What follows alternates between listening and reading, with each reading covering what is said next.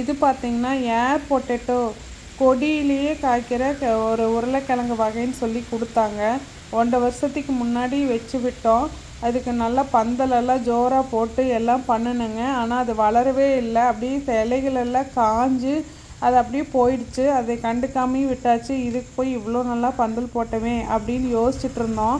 இப்போ தொடர்ந்து மழை பெய்யறதுனாலயே என்னன்னு தெரியலைங்க, நல்லா திடீர்னு ஒரு வளர்ச்சி கொடுத்து இப்போ பந்தலெல்லாம் ஏறி அப்படியே வளர்ந்துட்டே இருக்குது. இது ஏர் பொட்டேட்டோ அப்படின்னா அங்கங்கே அந்த உருளைக்கிழங்கோட காய்கள் தெரியும். அப்படியெல்லாம் எதுவுமே இல்லைங்க. எனக்கு கிழங்குகளை பற்றி அதிகமாக எதுவும் தெரியாது.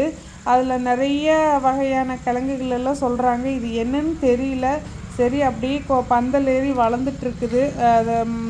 அது இந்த கொடியெல்லாம் வாடினதுக்கப்புறம் தான் எடுத்து பார்க்கணும் இது என்ன டைப் ஆஃப் கிழங்குன்னு. உங்களுக்கு தெரிஞ்சிச்சுன்னா கமெண்ட்டில் சொல்லுங்கள். தேங்க்யூ.